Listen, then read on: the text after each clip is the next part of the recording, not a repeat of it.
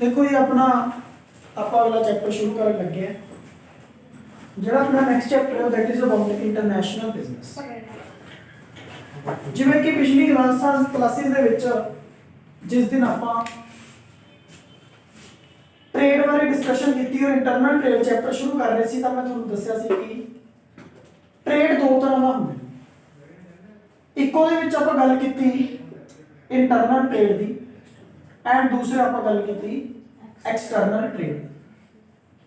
ਜਿਹੜਾ internal trade ਹੈ ਇਸ ਨੂੰ ਹੋਮ ਟ੍ਰੇਡ ਜਾਂ ਡੋਮੈਸਟਿਕ ਟ੍ਰੇਡ ਕਹਿੰਦੇ ਨੇ, ਜਿਹਦੇ ਵਿੱਚ ਅਸੀਂ ਪੜਿਆ wholesale trade and retail trade. Now we are talking about external trade and ਜਿਹਦੇ ਵਿੱਚ ਤਿੰਨ ਤਰ੍ਹਾਂ ਦੇ ਟ੍ਰੇਡ ਜਿਹੜੇ ਨੇ ਉਹ ਪਾਏ ਜਾਂਦੇ ਨੇ। ਇੱਕ ਹੁੰਦਾ ਜੀ ਐਕਸਪੋਰਟ, ਦੂਸਰਾ ਹੁੰਦਾ ਇੰਪੋਰਟ, ਤੀਸਰਾ ਹੁੰਦਾ ਐਂਟਰਪੋਰਟ। ਐਂਟਰਪੋਰਟ ਟ੍ਰੇਡ ਦਾ ਤਾਂ ਕੋਈ ਪ੍ਰੋਸੀਜਰ ਨਹੀਂ ਹੈ ਕਿਉਂਕਿ ਇਹ ਬਾਹਰ ਦੀ ਬਾਹਰ ਸਮਾਨ ਚੁਕਾਇਆ ਜਾਂਦਾ ਹੈ, ਜਿਹਦਾ ਮਤਲਬ ਇਹ ਹੁੰਦਾ ਹੈ ਕਿ ਤੁਸੀਂ ਇੱਕ ਕੰਟਰੀ ਵਿੱਚੋਂ ਸਮਾਨ ਖਰੀਦ ਕੇ ਬਾਹਰ ਦੀ ਬਾਹਰ ਕਿਸੇ ਦੂਸਰੀ ਕੰਟਰੀ ਨੂੰ ਭੇਜਤਾ, that is called entrepot trade. only profit will remains with you, ਕੱਲਾ ਪ੍ਰੋਫਿਟ ਤੁਹਾਡੇ ਕੋਲ ਰਹੇਗਾ। ਗੱਲ ਸਮਝ ਆ ਗਈ। ਬਟ ਅਗਰ ਅਸੀਂ ਐਕਸਪੋਰਟ ਤੇ ਇੰਪੋਰਟ ਦੀ ਗੱਲ ਕਰੀਏ ਤਾਂ export and import is called the external trade. ਹੁਣ ਕੁਐਸਚਨ ਅਰਾਈਜ਼ ਇਹ ਹੋ ਜਾਂਦਾ ਹੈ ਕਿ ਸਾਨੂੰ ਇਸ ਐਕਸਟਰਨਲ ਟ੍ਰੇਡ ਦੀ ਲੋੜ ਕਿਉਂ ਪਈ। ਅਗਰ ਮੈਂ ਸਾਡੇ ਦੇਸ਼ ਦੀ ਇਕਨੋਮੀ ਦੀ ਗੱਲ ਕਰਾਂ ਤਾਂ ਸ਼ੁਰੂ ਦੇ ਵਿੱਚ ਜਦੋਂ ਸਾਡਾ ਦੇਸ਼ ਆਜ਼ਾਦ ਹੋਇਆ ਸੀ ਤਾਂ ਉਸ ਸਮੇਂ ਸਾਡੇ ਦੇਸ਼ ਵਿੱਚ ਐਕਸਟਰਨਲ ਟ੍ਰੇਡ ਜਿਹੜਾ ਸੀ ਉਹ ਰਿਸਟ੍ਰਿਕਟਿਡ ਸੀ। ਰਿਸਟ੍ਰਿਕਟਿਡ ਦਾ ਮਤਲਬ ਸਾਡੇ ਦੇਸ਼ ਦੀ ਸਰਕਾਰ ਨੇ ਕੁਝ ਰਿਸਟ੍ਰਿਕਸ਼ਨਾਂ ਲਗਾਈਆਂ ਹੋਈਆਂ ਸੀ ਕਿ ਅਗਰ ਤੁਸੀਂ ਇੰਪੋਰਟ ਕਰਨਾ ਹੈ ਤਾਂ ਇੰਨੇ ਤੋਂ ਜ਼ਿਆਦਾ ਨਹੀਂ ਕਰ ਸਕਦੇ, ਐਕਸਪੋਰਟ ਕਰਨਾ ਹੈ ਇੰਨੇ ਤੋਂ ਜ਼ਿਆਦਾ ਨਹੀਂ ਕਰ ਸਕਦੇ, ਕੈਪੀਟਲ ਗੁੱਡਸ ਐਕਸਪੋਰਟ ਨਹੀਂ ਕਰ ਸਕਦੇ, ਇੰਪੋਰਟ ਨਹੀਂ ਕਰ ਸਕਦੇ। ਠੀਕ ਹੈ ਗੱਲ। ਇਸ ਤਰੀਕੇ ਨਾਲ ਬਹੁਤ ਤਰ੍ਹਾਂ ਦੀਆਂ ਰਿਸਟ੍ਰਿਕਸ਼ਨਾਂ ਜਿਹੜੀਆਂ ਸੀਗੀਆਂ ਸਰਕਾਰ ਦੇ ਦੁਆਰਾ ਇਸ ਐਕਸਟਰਨਲ ਟ੍ਰੇਡ ਤੇ ਲਗਾਈਆਂ ਗਈਆਂ ਸੀ। ਪਰ ਪਾਲਿਸੀ ਆਈ 1991 ਦੀ। 1991 ਚ ਇੱਕ ਪਾਲਿਸੀ ਆਈ ਜਿਹਦਾ ਨਾਮ ਸੀ LPG, liberalization, privatisation and globalisation. ਔਰ ਇਸ ਗਲੋਬਲਾਈਜੇਸ਼ਨ ਦੇ ਤਹਿਤ ਸਾਡੇ ਦੇਸ਼ ਦੀ ਸਰਕਾਰ ਨੇ ਇੰਟਰਨੈਸ਼ਨਲ ਟ੍ਰੇਡ ਨੂੰ ਕੀ ਕਰਤਾ, ਅਲਾਉਡ ਕਰਤਾ। ਕਿਉਂ ਕੀਤਾ, ਕਾਰਨ ਕੀ ਸੀ? ਦੇਖੋ ਜੀ ਕੁਝ ਚੀਜ਼ਾਂ ਇੰਡੀਆ 'ਚ ਬਹੁਤ ਆਤ ਹੈ, ਕੁਝ ਚੀਜ਼ਾਂ ਸਾਨੂੰ ਪਤਾ ਹੈ ਈਰਾਨ 'ਚ ਮਿਲਦੀਆਂ, ਕੁਝ ਚੀਜ਼ਾਂ ਅਮਰੀਕਾ 'ਚ ਮਿਲਦੀਆਂ, ਕੁਝ ਚੀਜ਼ਾਂ ਜਾਪਾਨ 'ਚ ਮਿਲਦੀਆਂ, ਕੁਝ ਚੀਜ਼ਾਂ ਚਾਈਨਾ 'ਚ ਮਿਲਦੀਆਂ। ਸਾਡੇ ਕੋਲ ਹਰ ਚੀਜ਼ ਅਵੇਲੇਬਲ ਨਹੀਂ ਹੈ, ਸਮਝ ਗਏ। ਕੁਝ ਰਿਸੋਰਸਿਸ ਇੰਡੀਆ 'ਚ ਨੇ, ਕੁਝ ਰਿਸੋਰਸਿਸ ਜਿਹੜੇ ਨੇ ਉਹ ਬਾਹਰ ਜ਼ਿਆਦਾ ਮਿਲਦੇ ਨੇ। ਤਾਂ ਇਸ ਕਰਕੇ ਰਿਸੋਰਸਿਸ ਜਿਹੜੇ ਨੇ ਡਿਫਰੈਂਟ ਕੰਟਰੀਜ਼ ਕੋਲ ਆਪਣੇ ਆਪਣੇ ਰਿਸੋਰਸਿਸ ਨੇ। ਇਸ ਕਰਕੇ ਇੰਡੀਆ ਨੂੰ ਵੀ ਹੁਣ ਮੰਨ ਲਓ ਮੈਂ ਅਗਰ ਛੋਟੀ ਜਿਹੀ ਐਗਜ਼ਾਮਪਲ ਕਰਾਂ ਤਾਂ ਇੰਡੀਆ ਵਾਲੇ ਪੈਟਰੋਲ ਡੀਜ਼ਲ ਯੂਜ਼ ਕਰਦੇ ਹੈ ਨਾ, ਔਰ ਉਹ ਪੈਟਰੋਲ ਡੀਜ਼ਲ ਇੰਡੀਆ ਕੋਲ ਹੈ ਨਹੀਂਗਾ।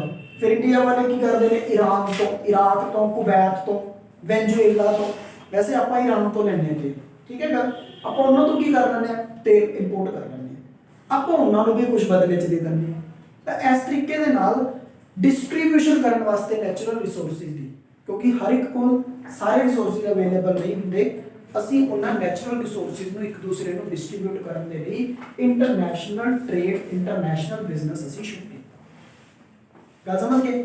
ਤਾਂ ਕਿ ਸਾਡੇ ਦੇਸ਼ ਵਿੱਚ ਕੀ ਹੈ, ਇੰਟਰਨੈਸ਼ਨਲ ਬਿਜ਼ਨਸ ਦੇ ਨਾਲ ਅਸੀਂ ਇੱਕ ਦੂਸਰੇ ਦੇ ਨਾਲ ਰਿਸੋਰਸਿਸ ਨੂੰ ਐਕਸਚੇਂਜ ਕਰ ਸਕੀਏ। ਕਲੀਅਰ ਹੋ ਗਿਆ ਸਾਰਿਆਂ ਨੂੰ। ਹੁਣ ਤੁਸੀਂ ਇੱਕ ਗੱਲ ਦੇਖੋ ਜੀ, ਇਸ ਇੰਟਰਨੈਸ਼ਨਲ ਟ੍ਰੇਡ ਵਿੱਚ ਕੋਈ ਪ੍ਰੋਬਲਮ ਨਾ ਆ ਜਾਏ, ਡਿਫਰੈਂਟ ਕੰਟਰੀਜ਼ ਜਿਹੜੀਆਂ ਨੂੰ ਆਪਸ ਵਿੱਚ ਲੜਨਾ ਪੈਣ, ਇਸ ਕਰਕੇ ਆਪਾਂ ਨੇ WTO ਬਣਾਈ, ਜਿਸ ਦੀ ਫੁੱਲ ਫਾਰਮ ਹੈ ਵਰਲਡ ਟ੍ਰੇਡ ਆਰਗੇਨਾਈਜੇਸ਼ਨ। ਇਹ ਬਣਾਈ ਕਦੋਂ ਬਣਾਈ? 1 ਜਨਵਰੀ 1995। ਸਮਝ ਗਏ। 1 ਜਨਵਰੀ 1995 ਨੂੰ WTO ਬਣੀ। WTO ਨੇ ਰਿਪਲੇਸ ਕੀਤਾ GATT, ਠੀਕ ਹੈ ਗੱਲ, ਇਸ ਨੂੰ ਰਿਪਲੇਸ ਕੀਤਾ। ਠੀਕ ਹੈ। ਇਹ ਵੀ ਇੱਕ ਬੋਡੀ ਸੀ, ਇਹਦੇ ਵਿੱਚ ਕੁਝ ਰੂਲ ਲਿਖੇ ਹੋਏ ਸੀ ਵੀ ਅਗਰ ਤੁਸੀਂ ਇੰਟਰਨੈਸ਼ਨਲ ਟ੍ਰੇਡ ਫੈਸਿਲਿਟੇਟ ਕਰਨਾ ਹੈ ਤਾਂ ਉਹਦੇ ਵਾਸਤੇ ਆਹ ਰੂਲਸ ਨੇ। ਪਰ ਹੁਣ ਉਹਨੂੰ ਰਿਪਲੇਸ ਕਰਕੇ ਅਸੀਂ WTO ਬਣਾਤੀ। ਕਿਸ ਦਿਨ ਬਣਾਈ? 1 ਜਨਵਰੀ 1995, ਤਾਂ ਕਿ ਜਿਹੜੀਆਂ ਡਿਫਰੈਂਟ ਕੰਟਰੀਜ਼ ਨੇ ਉਹਨਾਂ ਦੇ ਵਿਚਕਾਰ ਇੰਟਰਨੈਸ਼ਨਲ ਟ੍ਰੇਡ ਜਿਹੜਾ ਹੈਗਾ ਅੱਛੇ ਤਰੀਕੇ ਦੇ ਨਾਲ ਬਣਿਆ, ਤਾਂ ਕਿ ਕੰਟਰੀਜ਼ ਦਾ ਆਪਸ ਵਿੱਚ ਕੋਈ ਵੀ ਝਗੜਾ ਜਿਹੜਾ ਹੈਗਾ ਉਹ ਨਾ ਹੋਵੇ। ਗੱਲ ਸਮਝ ਗਏ। That's why we have started the international trade. Clear ਹੋ ਗਿਆ ਪੁਆਇੰਟ। ਫਿਰ ਉਸ ਤੋਂ ਬਾਅਦ ਆਪਣੇ ਕੋਲ ਇੰਟਰਨੈਸ਼ਨਲ ਟ੍ਰੇਡ ਦੀ ਅਗਰ ਅਸੀਂ ਸਿੰਪਲ ਜੀ ਡੈਫੀਨੇਸ਼ਨ ਦੀ ਗੱਲ ਕਰੀਏ ਤਾਂ ਇੰਟਰਨੈਸ਼ਨਲ ਟ੍ਰੇਡ ਉਹ ਹੁੰਦਾ ਹੈ in which buyer and seller both belongs to different countries, ठीक है। one belongs to host country and seller belongs to some another country या vice versa। ठीक है, they have different language, they have different currencies and payments can be made in universal currency that is called dollar. Payment किस currency which कीती जाती है? Dollar दे विच या gold विच। समझ गए गल? क्योंकि यूनिवर्सली एक्सेप्टेबल करेंसी है गोल्ड, गोल्ड या फिर डॉलर। ठीक है, तो इस तरीके दे नाल this is called the international trade and this is also called external trade. Clear हो गया सब ਨੂੰ? फिर उस तो बाद ਆਪਾਂ ਗੱਲ ਕਰਦੇ ਹਾਂ ਇੰਟਰਨੈਸ਼ਨਲ ਬਿਜ਼ਨਸ ਦੀ ਨੇਚਰ ਕੀ ਹੈ। ਕਹਿੰਦੇ ਜਦੋਂ ਅਸੀਂ ਇੰਟਰਨੈਸ਼ਨਲ ਬਿਜ਼ਨਸ ਦੀ ਨੇਚਰ ਦੀ ਗੱਲ ਕਰਦੇ ਹਾਂ ਤਾਂ ਉਹਦੇ ਵਿੱਚ ਸਭ ਤੋਂ ਪਹਿਲਾ ਪੁਆਇੰਟ ਹੈ ਇਨਵੋਲਵਮੈਂਟ ਆਫ ਟੂ ਕੰਟਰੀਜ਼। ਕਹਿੰਦੇ ਇੰਟਰਨੈਸ਼ਨਲ ਟ੍ਰੇਡ ਵਿੱਚ ਦੋ ਕੰਟਰੀਜ਼ ਇਨਵੋਲਵ ਹੁੰਦੀਆਂ, ਇੱਕ ਹੋਸਟ ਕੰਟਰੀ यानी कि मैं कहता कि एक इंडिया हो गया एक यूएसए हो गया, तो दो कंट्रीज हो गई। ठीक है, एक तो होस्ट कंट्री एक foreign country some other country. दो कंट्रीज इन्वॉल्व होंदी हैं, एक कंट्री जेडी गुड्स बाय कर रही है, एक कंट्री जेडी गुड्स सेल कर रही है, तो there is a two countries. ठीक है, इंटरनेशनल ट्रेड विच दो कंट्रीज का होना जरूरी है। अगर buyer seller both belongs to same country that is not international trade. ठीक है गल? फिर कहते जी मैनी बेसिस, बहुत सारे बेसिस ने, बहुत सारे कारण ने जिस करके तुसी इंटरनेशनल बिजनेस ਨੂੰ ਫੈਸਿਲਿਟੇਟ ਕਰਦੇ ਹੋ। ਇੱਕ ਤਾਂ ਹੈਗਾ ਨੈਚੁਰਲ ਰਿਸੋਰਸਿਸ, ਕਿਸੇ ਕੋਲ ਜ਼ਿਆਦਾ ਹੈ ਕਿਸੇ ਕੋਲ ਘੱਟ ਹੈ, ਇਸ ਕਰਕੇ ਕਿਸੇ ਕੋਲ ਕੋਈ ਨੈਚੁਰਲ ਰਿਸੋਰਸਿਸ ਨਹੀਂ, ਕਿਸੇ ਕੋਲ ਕੋਈ ਨੈਚੁਰਲ ਰਿਸੋਰਸਿਸ ਨਹੀਂ, ਤਾਂ ਇੱਕ ਦੂਸਰੇ ਦੀਆਂ ਜ਼ਰੂਰਤਾਂ ਨੂੰ ਪੂਰਾ ਕਰਨ ਵਾਸਤੇ ਅਸੀਂ ਇੰਟਰਨੈਸ਼ਨਲ ਬਿਜ਼ਨਸ ਕਰਦੇ ਹਾਂ। ਕਲੀਅਰ ਹੋ ਗਿਆ ਪੁਆਇੰਟ? ਫਿਰ ਨੈਕਸਟ ਹੈ ਸਾਡੇ ਕੋਲ ਇਹਦੇ ਵਿੱਚ ਕਹਿੰਦੇ ਨੈਕਸਟ ਪੁਆਇੰਟ ਇਹ ਆ ਜਾਂਦਾ ਹੈ ਵੀ ਸਮਟਾਈਮਸ ਕਹਿੰਦੇ ਕੋਈ ਇਹੋ ਜਿਹੀ ਚੀਜ਼ ਹੁੰਦੀ ਹੈ ਜਿਹਨੂੰ ਜਿਹੜੀ ਸਾਡੇ ਕੋਲ ਹੈ ਨਹੀਂ ਪਰ ਦੂਸਰੇ ਕੋਲ ਹੈ। ਜਿਵੇਂ ਸਾਡੇ ਕੋਲ ਟੈਕਨੋਲੋਜੀ ਹੈ ਨਹੀਂ ਸੀ, ਜਾਪਾਨ ਕੋਲ ਟੈਕਨੋਲੋਜੀ ਸੀ, ਅਸੀਂ ਉਹਨਾਂ ਤੋਂ ਟੈਕਨੋਲੋਜੀ ਲਈ ਹੈ। ਠੀਕ ਹੈ ਗੱਲ? ਜਾਂ ਫਿਰ ਕੁਝ ਜੇ ਮੰਨ ਲਓ ਮੈਂ ਕੋਈ ਚੀਜ਼ ਪ੍ਰੋਡਿਊਸ ਕਰਨੀ ਹੈ, ਇੰਡੀਆ 'ਚ ਤਾਂ ਮਹਿੰਗੀ ਪੈਂਦੀ ਹੈ, ਬਾਹਰ ਸਸਤੀ ਪੈਂਦੀ ਹੈ, ਤਾਂ ਮੈਂ ਬਾਹਰੋਂ ਰਿਸੋਰਸਿਸ ਲੈ। ਸਮਝ ਗਏ? ਤਾਂ ਕਿਸੇ ਵੀ ਕਾਰਨ ਕਰਕੇ ਯਾਨੀ ਕਿ ਮੇਰੇ ਕਹਿਣ ਦਾ ਮਤਲਬ ਹੈ there are so many basis ਜਿਹਦੇ ਕਰਕੇ ਅਸੀਂ ਇੰਟਰਨੈਸ਼ਨਲ ਟ੍ਰੇਡ ਕਰਦੇ ਹਾਂ। ਠੀਕ ਹੈ, ਫਿਰ ਉਸ ਤੋਂ ਬਾਅਦ ਨੈਕਸਟ ਐਂਡ ਥਰਡ ਪੁਆਇੰਟ ਹੈ ਲੈਂਗੁਏਜ ਡਿਫਰੈਂਸ। ਕਹਿੰਦੇ ਜਿਹੜੀਆਂ ਵੀ ਹੁਣ ਜਿਵੇਂ ਦੇਖ ਲਓ ਇੱਕ ਮੈਂ ਗੱਲ ਕਰਾਂ ਅਗਰ ਇੰਡੀਆ ਦੀ, ਇੰਡੀਆ 'ਚ ਤਾਂ ਹਿੰਦੀ ਲੈਂਗੁਏਜ ਜ਼ਿਆਦਾ ਚੱਲਦੀ ਹੈ ਨਾ, ਇੰਡੀਆ 'ਚ ਤਾਂ ਵੈਸੇ ਵੀ 22 ਭਾਸ਼ਾਵਾਂ ਬੋਲੀਆਂ ਜਾਂਦੀਆਂ। ਠੀਕ ਹੈ ਗੱਲ? 22 ਲੈਂਗੁਏजेस ਇੰਡੀਆ 'ਚ ਬੋਲੀਆਂ ਜਾਂਦੀਆਂ। ਪਰ ਜੇ ਆਪਾਂ ਯੂਐਸਏ ਦੀ ਗੱਲ ਕਰੀਏ ਤਾਂ ਯੂਐਸਏ ਇੰਗਲਿਸ਼ ਹੈ। ਠੀਕ ਹੈ ਗੱਲ? ਇੰਗਲਿਸ਼ ਲੈਂਗੁਏਜ ਜਿਹੜੀ ਹੈ ਉਹ ਉੱਥੇ ਬੋਲੀ ਜਾਂਦੀ ਹੈ। ਠੀਕ ਹੈ, ਇੰਗਲਿਸ਼ ਤਾਂ ਵੈਸੇ ਵੀ ਇੰਟਰਨੈਸ਼ਨਲ ਲੈਂਗੁਏਜ ਹੈ, ਤਾਂ language difference is always there. Language difference ਰਹਿੰਦਾ ਹੈ ਨਾ, ਤਾਂ ਜਦੋਂ ਕਹਿੰਦੇ ਤੁਸੀਂ ਕਿਸੇ ਦੂਸਰੀ ਕੰਟਰੀ ਦੇ ਨਾਲ ਵਪਾਰ ਕਰਨਾ ਹੈ ਤਾਂ definitely you must know the language of that country. ਠੀਕ ਹੈ, ਤਾਂ ਹੀ ਤੁਸੀਂ ਉਹਨਾਂ ਦੇ ਨਾਲ ਕੀ ਅੱਛੇ ਤਰੀਕੇ ਨਾਲ ਟ੍ਰੇਡ ਹੈ ਜਿਹੜਾ ਫੈਸਿਲਿਟੇਟ ਕਰ ਸਕਦੇ ਹੋ। ਇੰਟਰਨੈਸ਼ਨਲ ਟ੍ਰੇਡ ਦਾ ਮਤਲਬ ਜਦੋਂ ਤੁਸੀਂ ਇੰਟਰਨੈਸ਼ਨਲ ਟ੍ਰੇਡ ਕਰੋਗੇ ਤਾਂ you must know the language of that country. ਠੀਕ ਹੈ ਗੱਲ? ਤਾਂ ਇਸ ਦੇ ਨਾਲ ਤੁਹਾਨੂੰ ਕਹਿੰਦੇ ਦੋ ਤਰ੍ਹਾਂ ਦੀਆਂ ਲੈਂਗੁਏਜ ਵੀ ਅਵੇਲੇਬਲ ਹੋ ਜਾਂਦੀ ਹੈ। ਜੇ ਮੈਨੂੰ ਨੈਗੇਟਿਵ ਪੁਆਇੰਟ ਆਫ View ਤੋਂ ਦੇਖਾਂ ਤਾਂ ਮੈਂ ਕਹੂੰਗਾ ਜੀ ਇੰਟਰਨੈਸ਼ਨਲ ਵਪਾਰ ਕਰਨ ਲਈ ਮੈਨੂੰ ਦੋ ਲੈਂਗੁਏਜ ਸਿੱਖਣੀਆਂ ਪੈਣਗੀਆਂ। ਠੀਕ ਹੈ ਗੱਲ? ਨੈਗੇਟਿਵ ਪੁਆਇੰਟ ਆਫ View ਤੋਂ ਅਗਰ ਦੇਖੀਏ ਫਿਰ ਕਹਿੰਦੇ ਕੰਪੈਰੀਟਿਵਲੀ ਮੋਰ ਰਿਸਕੀ। ਕਹਿੰਦੇ ਜ਼ਿਆਦਾ ਰਿਸਕੀ ਹੈ ਸਮਾਨ। ਕਹਿੰਦੇ ਸਮੁੰਦਰੀ ਰਸਤੇ ਨਹੀਂ ਜਾਂਦੇ, ਰਸਤੇ 'ਚ ਸਮੁੰਦਰ ਦੇ ਵਿੱਚ ਬਹੁਤ ਸਾਰੇ ਲੁਟੇਰੇ, ਠੀਕ ਹੈ ਗੱਲ, ਸੁਨਾਮੀ, ਹੜ੍ਹ, ਬਹੁਤ ਸਾਰੀਆਂ ਪ੍ਰੋਬਲਮਾਂ ਜਿਹੜੀਆਂ ਨੇ ਸਮੁੰਦਰ ਦੇ ਰਸਤੇ ਵਿੱਚ ਆ ਸਕਦੀਆਂ, ਜਿਹਦੇ ਕਰਕੇ ਸਮਾਨ ਨੂੰ ਹਮੇਸ਼ਾ ਕੀ ਖਤਰਾ ਬਣਿਆ ਰਹਿੰਦਾ ਹੈ। ਤਾਂ ਜਿਸ ਕਰਕੇ ਇੰਟਰਨੈਸ਼ਨਲ ਟ੍ਰੇਡ ਕਰਨਾ ਇੱਕ ਰਿਸਕੀ ਟਾਸਕ ਹੈ। ਠੀਕ ਹੈ ਗੱਲ? ਹੁਣ ਪੋਸੀਬਿਲਿਟੀ ਹੈ ਨਾ ਕਿ ਸਮਾਨ ਹਵਾਈ ਜਹਾਜ਼ ਰਾਹੀਂ ਭੇਜ ਦਿੱਤਾ ਜਾਵੇ, ਪਰ ਹਵਾਈ ਜਹਾਜ਼ 'ਚ ਸਮਾਨ ਭੇਜਣ ਦੀ ਇੱਕ ਲਿਮਟ ਹੁੰਦੀ ਹੈ ਵੀ ਇੰਨੇ ਤੋਂ ਜ਼ਿਆਦਾ ਭਾਰ ਨਹੀਂ ਹੋਣਾ ਚਾਹੀਦਾ। ਸਮਝ ਗਏ ਗੱਲ?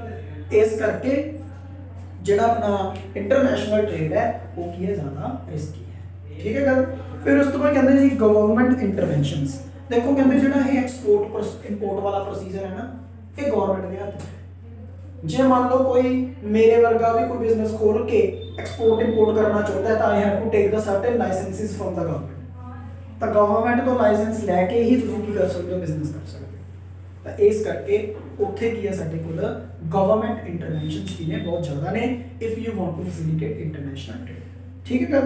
ਫਿਰ ਕਹਿੰਦੇ ਜੀ ਪੇਮੈਂਟ ਇਨ ਫੋਰਨ ਕਰੰਸੀ, ਜਿਹੜੀ ਪੇਮੈਂਟ ਹੈ ਕਹਿੰਦੇ ਫੋਰਨ ਕਰੰਸੀ ਜੋ ਹੋਏਗੀ, foreign currency that is called dollar. ਠੀਕ ਹੈ ਗੱਲ? ਜਾਂ ਫਿਰ ਕਿਹਦੇ ਵਿੱਚ ਹੋਏਗੀ, ਗੋਲਡ ਵਿੱਚ।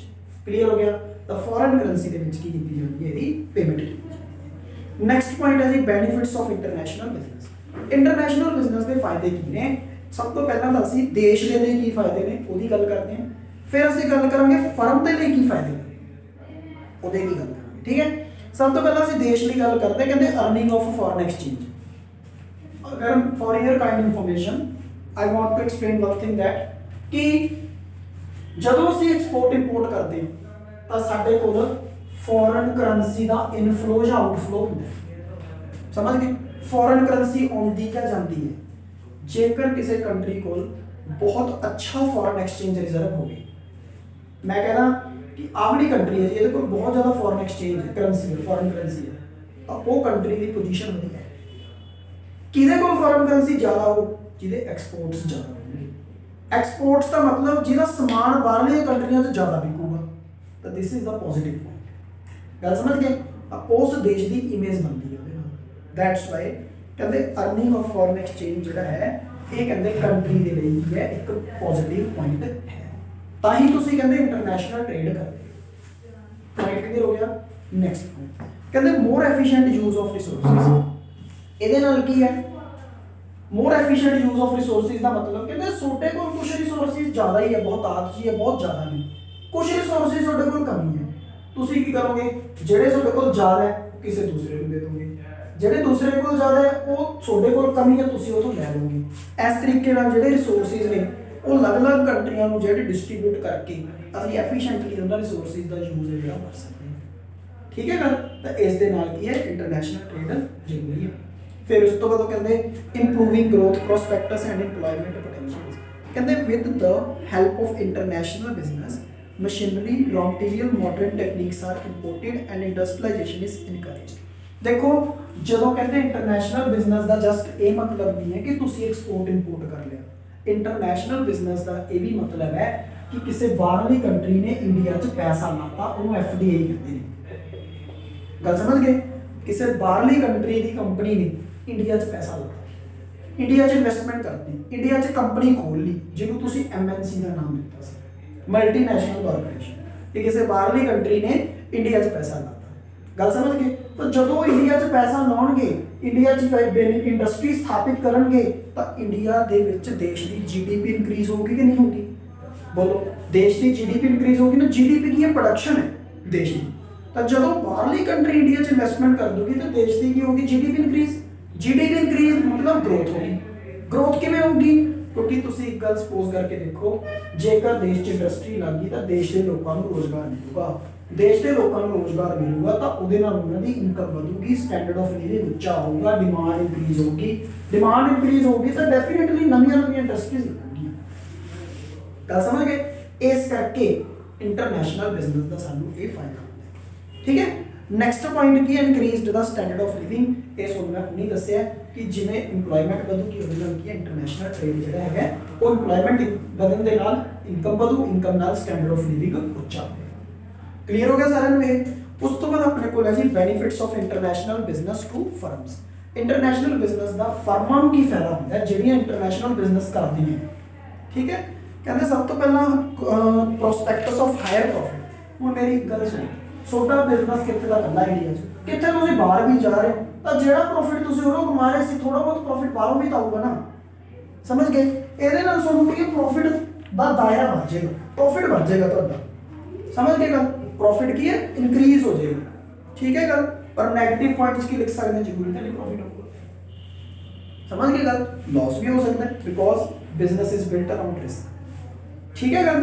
ਤਾਂ ਕਹਿੰਦੇ ਪ੍ਰੋਫਿਟ ਕਮਾਉਣ ਦੇ ਚਾਂਸਿਸ ਜਿਹੜੇ ਨੇ ਉਹ ਜ਼ਿਆਦਾ ਵੱਧ ਜਾਂਦੇ। ਕਲੀਅਰ ਹੋ ਗਿਆ ਪੁਆਇੰਟ? ਫਿਰ ਉਸ ਤੋਂ ਬਾਅਦ ਕਹਿੰਦੇ ਜੀ ਇਨਕਰੀਜ਼ਡ ਕੈਪੈਸਿਟੀ ਯੂਟਿਲਾਈਜੇਸ਼ਨ। ਹੁਣ ਦੇਖੋ ਮੇਰੀ ਕੈਪੈਸਿਟੀ ਹੈਗੀ ਹੈ ਜੀ 5 ਲੱਖ ਯੂਨਿਟ ਪ੍ਰੋਡਿਊਸ ਕਰਨ ਦੀ, ਮੇਰੀ ਚੀਜ਼ ਦੀ ਡਿਮਾਂਡ 3.5 ਲੱਖ ਹੈ ਇੰਡੀਆ 'ਚ, ਮੈਂ 1.5 ਲੱਖ ਕਿੱਥੇ ਖਾਊਂਗਾ ਫਿਰ? ਬਾਹਰਲੀ ਕੰਟਰੀ 'ਚ। ਮੇਰੀ ਐਕਸੈਸ ਕੈਪੈਸਿਟੀ ਜਿਹੜੀ ਹੈ ਪਲਾਂਟ ਦੀ, ਮੈਂ ਉਹਦਾ ਬੈਟਰ ਤਰੀਕੇ ਦੇ ਨਾਲ ਯੂਟਿਲਾਈਜੇਸ਼ਨ ਕਰ ਸਕਦਾ। ਜੇ ਮੇਰੀ ਇੰਡੀਆ 'ਚ ਨਹੀਂ ਵਿਕ ਰਿਹਾ ਤਾਂ ਮੈਂ ਉਹਨੂੰ ਬਾਹਰ ਵੇਚ ਦੂੰਗਾ। ਯੂਜ਼ ਤਾਂ ਹੋ ਗਿਆ। ਕਿੱਥੇ ਵੇਸਟ ਹੁੰਦਾ? ਕਿੱਥੇ ਮੈਂ ਤਾਂ ਯੂਜ਼ ਕਰ ਲਿਆ ਬਾਹਰਲੀ ਕੰਟਰੀ 'ਚ ਵੇਚ ਕੇ। ਸਮਝ ਗਏ ਗੱਲ? ਕਲੀਅਰ ਹੋ ਗਿਆ ਪੁਆਇੰਟ? ਉਸ ਤੋਂ ਬਾਅਦ ਨੈਕਸਟ ਕਹਿੰਦੇ ਜੀ ਪ੍ਰੋਸਪੈਕਟਸ ਫॉर ਗਰੋਥ। ਕਹਿੰਦੇ ਇੰਟਰਨੈਸ਼ਨਲ ਬਿਜ਼ਨਸ ਨਾ ਤੁਹਾਨੂੰ ਗਰੋਥ ਕਰਨ ਦਾ ਇੱਕ ਵਧੀਆ ਮੌਕਾ ਦਿੰਦਾ ਹੈ। ਤੁਸੀਂ ਚਾਹੁੰਦੇ ਹੋ ਗਰੋਥ ਕਰਨਾ ਤਾਂ ਇੰਟਰਨੈਸ਼ਨਲ ਬਿਜ਼ਨਸ ਨਾਲ ਤੁਸੀਂ ਆਪਣਾ ਬਿਜ਼ਨਸ ਵੱਡੇ ਪੱਧਰ ਤੇ ਮਤਲਬ ਇੰਟਰਨੈਸ਼ਨਲ ਬਿਜ਼ਨਸ ਕਰਕੇ ਤੁਸੀਂ ਆਪਣੇ ਬਿਜ਼ਨਸ ਨੂੰ, ਆਪਣੀਆਂ ਫੈਕਟਰੀਆਂ ਬਾਹਰਲੇ ਕੰਟਰੀ 'ਚ ਵੀ ਖੋਲ ਕੇ ਆਪਣੇ ਬਿਜ਼ਨਸ ਨੂੰ ਵਧਾ ਸਕਦੇ ਹੋ। ਤਾਂ ਜਿਹਦੇ ਨਾਲ ਤੁਹਾਡੇ ਬਿਜ਼ਨਸ ਦੀ ਗਰੋਥ ਹੋ ਜਾਏਗੀ। ਕਲੀਅਰ ਹੈ ਗੱਲ? ਯਾਨੀ ਕਿ ਤੁਹਾਨੂੰ ਇੱਕ ਨਵੀਂ ਮਾਰਕੀਟ ਮਿਲ ਜਾਏਗੀ and that market is international market. Clear ਹੈ ਸਭ ਨੂੰ? ਫਿਰ ਉਸ ਤੋਂ ਬਾਅਦ ਨੈਕਸਟ ਹੈ ਜੀ, ਕਹਿੰਦੇ way out to intense competition in domestic market. ਕਹਿੰਦੇ ਇਹਦੇ ਨਾਲ ਕੀ ਹੈ, for the firm who are facing tough competition in local market. ਕਹਿੰਦੇ ਜਿਹਨੂੰ ਆਪਣੀ ਮਾਰਕੀਟ ਵਿੱਚ ਕੰਪੀਟੀਸ਼ਨ ਮਿਲ ਰਿਹਾ ਹੈ ਉਹ ਬਾਹਰਲੀ ਮਾਰਕੀਟ ਵਿੱਚ ਜਾ ਕੇ ਆਪਣੇ ਸਮਾਨ ਨੂੰ ਵੇਚ ਸਕਦੀ ਹੈ। ਜਿਹਨੂੰ ਆਪਣੀ ਮਾਰਕੀਟ 'ਚ ਸਰਵਾਈਵ ਨਹੀਂ ਅਗਰ ਕੋਈ ਕਰ ਪਾ ਰਿਹਾ, ਕੋਈ ਦਿੱਕਤ ਨਹੀਂ, ਤੁਸੀਂ ਬਾਹਰ ਚਲੇ ਜਾਓ, ਉੱਥੇ ਸਰਵਾਈਵ ਕਰ ਲਓ। ਸਮਝ ਗਏ ਗੱਲ? ਇਸ ਤਰੀਕੇ ਦੇ ਨਾਲ ਕਹਿੰਦੇ ਤੁਸੀਂ ਇੰਡੀਆ ਦੇ ਇੰਟੈਂਸ ਕੰਪੀਟੀਸ਼ਨ ਤੋਂ ਬਾਹਰ ਨਿਕਲ ਕੇ ਬਾਹਰਲੀਆਂ ਕੰਟਰੀਜ਼ 'ਚ ਜਾ ਕੇ ਕੀ ਕਰ ਸਕਦੇ, ਆਪਣੇ ਬਿਜ਼ਨਸ ਨੂੰ ਕਰ ਸਕਦੇ ਹੋ। ਫਿਰ ਉਸ ਤੋਂ ਬਾਅਦ ਨੈਕਸਟ ਪੁਆਇੰਟ ਕਹਿੰਦੇ ਇੰਪਰੂਵਡ ਬਿਜ਼ਨਸ ਵਿਜ਼ਨ। ਕਹਿੰਦੇ more firms aim at getting goodwill internationally. ਕਹਿੰਦੇ ਨਾ ਜੇ ਤੁਹਾਡਾ ਪ੍ਰੋਡਕਟ ਇੰਟਰਨੈਸ਼ਨਲੀ ਚੱਲਦਾ ਹੈ, ਇੰਟਰਨੈਸ਼ਨਲ ਕੰਟਰੀਜ਼ ਵਿੱਚ ਵਿਕਦਾ ਹੈ, ਤਾਂ ਇਹ ਕੋਈ ਬਹੁਤ ਚੰਗੀ ਰੈਪੂਟੇਸ਼ਨ ਵਾਲੀ ਗੱਲ ਹੈ। ਸਮਝ ਗਏ? ਉਹਦੇ ਨਾਲ ਨਾ ਤੁਹਾਡੀ ਰੈਪੂਟੇਸ਼ਨ ਬਣਦੀ ਹੈ ਵੀ ਇਹਦਾ ਪ੍ਰੋਡਕਟ ਤਾਂ ਬਾਹਰ ਵੀ ਵਿਕਦਾ ਹੈ। ਠੀਕ ਹੈ ਗੱਲ? ਫਿਰ ਜੇ ਬਾਹਰ ਵਿਕਦਾ ਪ੍ਰੋਡਕਟ, ਉਹਦੇ ਨਾਲ ਕੀ ਕਹਿੰਦੇ ਤੁਹਾਡੀ ਜਿਹੜੀ ਬਿਜ਼ਨਸ ਦਾ ਵਿਜ਼ਨ ਹੈ, ਬਿਜ਼ਨਸ ਦੀ ਜਿਹੜੀ ਵੈਲਿਊ ਹੈ ਉਹ ਇਨਕਰੀਜ਼ ਹੋਏਗੀ। ਠੀਕ ਹੈ ਗੱਲ?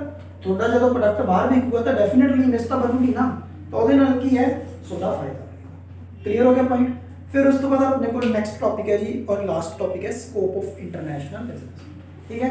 ਚੈਪਟਰ ਹੈ ਜਿਹੜਾ ਜੀ ਉਹਨੂੰ ਮੈਂ ਕਿਸੇ ਵੀ ਤਰੀਕੇ ਨਾਲ ਐ ਨਹੀਂ ਹੈਗਾ ਵੀ ਮੈਂ ਜਿੰਨਾ ਸੋਚਿਆ ਉਸ ਤੋਂ ਜ਼ਿਆਦਾ ਪੜ੍ਹਾ ਦੂੰਗਾ। ਕਾਰਨ ਕਿਉਂਕਿ ਅਗਲਾ ਇੰਪੋਰਟ ਪ੍ਰੋਸੀਜਰ ਹੈ ਉਹ ਐਡਾ ਵੱਡਾ ਹੈ, 35 ਮਿੰਟ ਲੱਗਣਗੇ ਤੇ ਸ਼ੁਰੂ ਨਹੀਂ ਹੋ ਸਕਦਾ। ਠੀਕ ਹੈ ਗੱਲ? ਜੇ ਮੈਂ ਇੰਪੋਰਟ ਪ੍ਰੋਸੀਜਰ ਕੱਲ ਨੂੰ ਕਰਾਂਗਾ, ਐਕਸਪੋਰਟ ਪ੍ਰੋਸੀਜਰ ਸ਼ੁਰੂ ਨਹੀਂ ਹੋ ਸਕਦਾ ਕਿਉਂਕਿ ਉਹ ਕਹਾਂ ਐਡਾ ਵੱਡਾ ਹੈ। ਠੀਕ ਹੈ ਗੱਲ? ਇਸ ਕਰਕੇ ਇੰਪੋਰਟ ਪ੍ਰੋਸੀਜਰ, ਐਕਸਪੋਰਟ ਪ੍ਰੋਸੀਜਰ ਅਗਲੇ 2 ਦਿਨਾਂ ਦਾ ਟੌਪਿਕ ਹੈ ਔਰ ਅੱਧੂ ਅਗਲੇ ਦਿਨ ਆਪਣਾ ਚੈਪਟਰ ਜਿਹੜਾ ਹੈ। ਠੀਕ ਹੈ? ਜਿਹਦੇ ਨਾਲ ਆਪਣਾ not only chapter but also syllabus will be completed। ਠੀਕ ਹੈ ਗੱਲ? ਤਾਂ ਹੁਣ ਦੇਖੋ ਆਪਣੇ ਕੋਲ ਸਕੋਪ ਆਫ ਇੰਟਰਨੈਸ਼ਨਲ ਬਿਜ਼ਨਸ। ਕਹਿੰਦੇ ਜੀ ਇੰਟਰਨੈਸ਼ਨਲ ਬਿਜ਼ਨਸ ਜਿਹੜਾ ਹੈਗਾ ਉਹਦਾ ਆਪਣੇ ਕੋਲ ਸਕੋਪ ਕੀ ਹੈ ਕਿ ਇੰਟਰਨੈਸ਼ਨਲ ਬਿਜ਼ਨਸ ਕਿਸ ਤਰੀਕੇ ਦੇ ਨਾਲ ਕੀਤਾ ਜਾ ਸਕਦਾ। ਸਭ ਤੋਂ ਪਹਿਲਾ ਪੁਆਇੰਟ ਤਾਂ ਕਹਿੰਦੇ ਜੀ ਟ੍ਰੇਡਿੰਗ। ਟ੍ਰੇਡਿੰਗ ਦਾ ਮਤਲਬ ਕੀ ਹੈ? Buying and selling. Buying and selling ਕਰਾਂਗੇ ਤਾਂ ਉਹਨੂੰ ਐਕਸਪੋਰਟ ਇੰਪੋਰਟ ਕਹਿੰਦੇ ਨੇ। ਠੀਕ ਹੈ ਗੱਲ? ਇੱਕ ਤਾਂ ਕਹਿੰਦੇ ਤੁਸੀਂ international trade buying and selling ਨਾਲ ਕਰ ਸਕਦੇ ਹੋ, ਯਾਨੀ ਕਿ ਐਕਸਪੋਰਟ ਇੰਪੋਰਟ ਕਰਕੇ। ਬਣਿਆ ਸਮਾਨ ਇੰਡੀਆ 'ਚ ਵੇਚਦਾ ਬਾਹਰ, ਬਣਿਆ ਸਮਾਨ ਬਾਹਰ ਪਰ ਵਿਕਿਆ ਇੰਡੀਆ 'ਚ, that is called export and import। ਠੀਕ ਹੈ ਗੱਲ? ਸੈਕੰਡ ਚੀਜ਼ ਸਰਵਿਸਿਜ਼। ਕਹਿੰਦੇ role of services is increasing in international business. ਕਹਿੰਦੇ following can be included in services category tourism, transportation, banking, insurance, IT and counselling. ਕਹਿਣ ਦਾ ਮਤਲਬ ਕੀ ਹੈ, ਜਿੱਥੇ ਕਹਿੰਦੇ ਤੁਸੀਂ ਗੁੱਡਸ ਦੀ ਟ੍ਰੇਡਿੰਗ ਕਰਦੇ ਹੋ ਉੱਥੇ ਕਹਿੰਦੇ ਸਰਵਿਸਿਜ਼ ਦੀ ਵੀ ਇੰਟਰਨੈਸ਼ਨਲ ਟ੍ਰੇਡਿੰਗ ਹੁੰਦੀ ਹੈ। ਬਹੁਤ ਸਾਰੇ ਲੋਕ ਜਿਹੜੇ ਨੇ ਉਹ ਸੇਵਾਵਾਂ ਵੀ ਐਕਸਪੋਰਟ ਇੰਪੋਰਟ ਕਰਦੇ ਨੇ। ਸਮਝ ਗਏ? ਬਹੁਤ ਸਾਰੇ ਲੋਕ ਸੇਵਾਵਾਂ ਨੂੰ ਵੀ ਐਕਸਪੋਰਟ ਇੰਪੋਰਟ ਕਰਦੇ ਨੇ। ਮਤਲਬ ਇੰਡੀਆ ਦੇ ਲੋਕ ਨੇ ਵੀਪੀਓ ਰਾਹੀਂ, ਬਿਜ਼ਨਸ ਪ੍ਰੋਸੈਸ ਆਊਟਸੋਰਸਿੰਗ ਦੇ ਰਾਹੀਂ ਉਹ ਆਪਣਾ ਜਿਹੜਾ ਕੰਮ ਹੈ, ਆਪਣੀ ਸੇਵਾ ਜਿਹੜੀ ਹੈ ਉਹ ਬਾਹਰਲੇ ਦੇਸ਼ ਦੇ ਲੋਕਾਂ ਨੂੰ ਵੀ ਪ੍ਰੋਵਾਈਡ ਕਰਦੇ ਨੇ। ਠੀਕ ਹੈ ਗੱਲ? ਤਾਂ ਇਸ ਤਰੀਕੇ ਨਾਲ ਸਰਵਿਸਿਜ਼ ਜਿਹੜੀਆਂ ਨੇ that also becomes the part of scope of international business.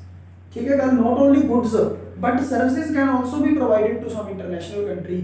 ਬਹੁਤ ਸਾਰੇ ਬੱਚੇ ਮੇਰੀ ਨਿਗਾਹ ਵਿੱਚ ਇਹੋ ਜਿਹੇ ਵੀ ਨੇ ਜਿਹੜੇ ਇੰਟਰਨੈਸ਼ਨਲ ਕੰਟਰੀ ਦੇ ਵਿੱਚ ਟੀਚ ਕਰਦੇ ਨੇ। ਰਾਮਪੁਰੇ ਦੇ ਬਾਹਰਲੀ ਕੰਟਰੀ ਦੇ ਬੱਚਿਆਂ ਨੂੰ ਪੜ੍ਹਾਉਂਦੇ ਨੇ, ਰਾਮਪੁਰੇ 'ਚ ਬੈਠੇ ਨੇ ਜੀ ਇਹੋ ਜਿਹੇ ਪਰਚਰ ਜੋ ਮੇਰੀ ਨਿਗਾਹ 'ਚ ਨੇ। They are providing teaching services, educational services to the foreigners. ਸਮਝ ਗਏ? ਤਾਂ ਉਹ ਵੀ ਕੀ ਇੱਕ ਤਰ੍ਹਾਂ ਦਾ ਇੰਟਰਨੈਸ਼ਨਲ ਬਿਜ਼ਨਸ। ਠੀਕ ਹੈ? ਫਿਰ ਨੈਕਸਟ ਕਹਿੰਦੇ ਮੈਨੂਫੈਕਚਰਿੰਗ ਐਂਡ ਮਾਰਕੀਟਿੰਗ। ਕਹਿੰਦੇ ਮੈਨੂਫੈਕਚਰਿੰਗ ਐਂਡ ਮਾਰਕੀਟਿੰਗ ਦਾ ਮਤਲਬ ਕੀ ਹੈ? ਤੁਸੀਂ ਸਮਾਨ ਬਾਹਰਲੀ ਕੰਟਰੀ ਵਿੱਚ ਬਣਾ ਕੇ, ਬਾਹਰਲੀ ਕੰਟਰੀ ਵਿੱਚ ਸਮਾਨ ਬਣਾ ਕੇ ਇੰਡੀਆ 'ਚ ਵੇਚ ਰਹੇ ਹੋ। ਇਹ ਵੀ ਇੰਟਰਨੈਸ਼ਨਲ ਬਿਜ਼ਨਸ ਹੈ। ਕਿਉਂ ਇੰਟਰਨੈਸ਼ਨਲ ਬਿਜ਼ਨਸ ਕਿਵੇਂ ਹੈ? ਦੇਖੋ ਕਈ ਵਾਰ ਕੀ ਹੁੰਦਾ ਨਾ, ਬਾਹਰਲੀ ਕੰਟਰੀ 'ਚ ਰਿਸੋਰਸਿਸ ਸਸਤੇ ਹੁੰਦੇ ਨੇ, ਤੁਸੀਂ ਉਹਨਾਂ ਰਿਸੋਰਸਿਸ ਦਾ ਬੈਨੀਫਿਟ ਲੈਣਾ ਚਾਹੁੰਦੇ ਹੋ। ਪ੍ਰੋਡਕਸ਼ਨ ਤੁਸੀਂ ਕਿੱਥੇ ਸ਼ੁਰੂ ਕਰਤੀ? ਬਾਹਰ। ਠੀਕ ਹੈ ਨਾ? ਤੁਸੀਂ ਪ੍ਰੋਡਕਸ਼ਨ ਕਿੱਥੇ ਸ਼ੁਰੂ ਕਰਨੀ? ਬਾਹਰ। ਸਮਾਨ ਵਿਕਿਆ ਕਿੱਥੇ? ਉੱਥੇ ਵੀ, ਇੰਡੀਆ 'ਚ ਵੀ। This is also international business. ਫਿਰ ਅਗਲਾ ਪੁਆਇੰਟ ਕਹਿੰਦੇ ਸੋਰਸਿੰਗ ਐਂਡ ਮਾਰਕੀਟਿੰਗ। ਇਹ ਤਾਂ ਉਹੀ ਕਮੀ ਹੈ ਕਿ ਤੁਸੀਂ ਕੀ ਕੀਤਾ? ਰਿਸੋਰਸਿਸ ਬਾਹਰੋਂ ਲੈ ਆਏ, ਇੰਡੀਆ 'ਚ ਸਮਾਨ ਬਣਾਇਆ। ਸਮਝ ਗਏ? Resources arranged from outside and goods are produced and marketed, ਔਰ ਉਸ ਨੂੰ ਤੁਸੀਂ ਮਾਰਕੀਟ ਕਰਤਾ। ਚੌਥਾ ਪੁਆਇੰਟ ਇਹ ਹੈ। ਠੀਕ ਹੈ ਗੱਲ? ਤੀਜੇ ਪੁਆਇੰਟ 'ਚ ਕੀ ਸੀ? ਬਾਹਰ ਸਮਾਨ ਬਣਾਇਆ, ਵੇਚਿਆ ਇੰਡੀਆ 'ਚ। ਸੋਰਸਿੰਗ ਦਾ ਮਤਲਬ ਬਾਹਰੋਂ ਸੋਰਸ ਇਕੱਠੇ ਕੀਤੇ ਵੇਚਿਆ ਇੰਡੀਆ 'ਚ ਜਾਂ ਬਾਹਰ, that is also international business. ਫਿਰ ਪੰਜਵਾਂ ਪੁਆਇੰਟ ਗਲੋਬਲ ਰਿਸੋਰਸਿੰਗ ਫॉर ਪ੍ਰੋਡਕਸ਼ਨ। ਠੀਕ ਹੈ, ਇਹ ਪੁਆਇੰਟ ਆਲਮੋਸਟ ਚੌਥੇ ਦੇ ਨਾਲ ਮੈਚ ਹੀ ਕਰਦਾ ਹੈ ਕਿ ਤੁਸੀਂ ਕੀ ਹੈ ਜਿਹੜੀਆਂ ਨਵੀਆਂ ਟੈਕਨੀਕਸ ਨੇ ਉਹ ਬਾਹਰਲੀ ਕੰਟਰੀ ਤੋਂ ਇੰਡੀਆ 'ਚ ਲੈ ਆਏ ਔਰ ਨਵੇਂ ਰਿਸੋਰਸਿਸ ਇੰਡੀਆ ਦੇ ਵਿੱਚ ਲੈ ਆਏ ਔਰ ਉਹਨਾਂ ਰਿਸੋਰਸਿਸ ਨੂੰ ਯੂਜ਼ ਕਰਕੇ ਤੁਸੀਂ ਪ੍ਰੋਡਕਸ਼ਨ ਕੀਤੀ ਔਰ ਵੇਚਿਆ ਸਮਾਨ। ਠੀਕ ਹੈ, ਔਰ 6th ਪੁਆਇੰਟ ਹੈ ਫੋਰਨ ਇਨਵੈਸਟਮੈਂਟ। ਫੋਰਨ ਇਨਵੈਸਟਮੈਂਟ ਨੂੰ ਕੀ ਬੋਲਦੇ ਨੇ? ਐਫਡੀਆਈ। ਠੀਕ ਹੈ, ਫੋਰਨ ਇਨਵੈਸਟਮੈਂਟ ਨੂੰ ਕੀ ਬੋਲਦੇ ਨੇ? ਐਫਡੀਆਈ। ਐਫਡੀਆਈ ਰਾਹੀਂ ਇੰਡੀਆ 'ਚ ਇਨਵੈਸਟਮੈਂਟ ਹੋਗੀ ਜਿਹਦੇ ਨਾਲ ਬਾਹਰਲੀਆਂ ਕੰਟਰੀਜ਼ ਨੇ ਇੰਡੀਆ ਵਿੱਚ ਕੀ ਕਰਤਾ ਉਹਦਾ ਇੰਡਸਟਰੀ ਸਥਾਪਿਤ ਕਰ ਲਈ ਜਿਹਨੂੰ ਅਸੀਂ ਐਮਐਨਸੀ ਬੋਲਦੇ ਹਾਂ। ਔਰ ਐਮਐਨਸੀਜ਼ ਇੰਡੀਆ 'ਚ ਐਸਟੈਬਲਿਸ਼ਮੈਂਟ ਕੀਤੀ ਉਹਨਾਂ ਨੇ ਔਰ ਐਮਐਨਸੀਜ਼ ਦੇ ਵਿੱਚ ਉਹਨਾਂ ਨੇ ਸਮਾਨ ਬਣਾ ਕੇ ਇੰਡੀਆ 'ਚ ਵੀ ਵੇਚਿਆ ਤੇ ਬਾਹਰ ਵੀ ਵੇਚਿਆ। ਠੀਕ ਹੈ ਗੱਲ, ਦੈਟ ਇਜ਼ ਕਾਲਡ ਐਫਡੀਆਈ। ਇੱਕ ਟਰਮ ਹੁੰਦੀ ਹੈ ਐਫਪੀਆਈ, ਫੋਰਨ ਪੋਰਟਫੋਲੀਓ ਇਨਵੈਸਟਮੈਂਟ। ਠੀਕ ਹੈ, ਦੇਖੋ ਜਿਹੜੀ ਐਫਡੀਆਈ ਹੈ ਇਸ ਕੇਸ 'ਚ ਤਾਂ ਜਿਹੜਾ ਬੰਦਾ ਹੈ ਉਹ ਆਪਣੀ ਫੈਕਟਰੀ ਇੰਡੀਆ 'ਚ ਸਥਾਪਿਤ ਕਰਦਾ ਹੈ, ਪਰ ਐਫਪੀਆਈ ਵਿੱਚ ਫੈਕਟਰੀ ਸਥਾਪਿਤ ਨਹੀਂ ਕਰਦਾ, ਉਹ ਇੰਡੀਆ ਦੀ ਹੀ ਕਿਸੇ ਕੰਪਨੀ ਦੇ ਸ਼ੇਅਰ ਖਰੀਦ ਲੈਂਦਾ ਹੈ। ਗੱਲ ਸਮਝ ਗਏ? ਇੰਡੀਆ ਦੀ ਹੀ ਕਿਸੇ ਕੰਪਨੀ ਦੇ ਕੀ ਖਰੀਦ ਲੈਂਦਾ ਹੈ? ਸ਼ੇਅਰ ਖਰੀਦ ਲੈਂਦਾ ਹੈ, ਉਹਨੂੰ ਐਫਪੀਆਈ ਕਹਿੰਦੇ ਨੇ। ਜੇ ਮੈਂ ਹੁਣ ਤੁਹਾਨੂੰ ਇੱਥੇ ਦੱਸਾਂ ਫੋਰਨ ਪੋਰਟਫੋਲੀਓ ਇਨਵੈਸਟਮੈਂਟ ਹੈ, ਪੋਰਟਫੋਲੀਓ ਵਰਡ ਦੇ ਤੁਹਾਨੂੰ ਸਮਝਾਉਣ ਵਾਸਤੇ ਵੇਟ ਕਰਨੀ ਪਏਗੀ +2 ਦੀ। ਤੁਹਾਨੂੰ +2 'ਚ ਦੱਸੂਗਾ ਮੈਂ ਪੋਰਟਫੋਲੀਓ ਕੀ ਹੁੰਦੀ ਹੈ। ਠੀਕ ਹੈ ਗੱਲ, ਇਸ ਕਰਕੇ ਇਸ ਤਰੀਕੇ ਦੇ ਨਾਲ ਤੁਸੀਂ ਇੰਟਰਨੈਸ਼ਨਲ ਬਿਜ਼ਨਸ ਹੈ ਜਿਹੜਾ ਅਲੱਗ-ਅਲੱਗ ਤਰੀਕੇ ਦੇ ਨਾਲ ਫੈਸਿਲਿਟੇਟ ਕਰ ਸਕਦੇ ਹੋ। ਕਲੀਅਰ ਹੋ ਗਿਆ ਸਾਰਿਆਂ ਨੂੰ? ਠੀਕ ਹੈ ਜੀ, ਨੈਕਸਟ ਕਲਾਸ ਵਿੱਚ ਆਪਾਂ ਇੰਪੋਰਟ ਪ੍ਰੋਸੀਜਰ ਤੇ ਉਹਦੇ ਡਾਕੂਮੈਂਟ ਹੈ ਜਿਹੜੇ ਉਹ ਸ਼ੁਰੂ। ਕਲੀਅਰ ਹੈ ਸਾਰਿਆਂ ਨੂੰ? ਠੀਕ ਹੈ।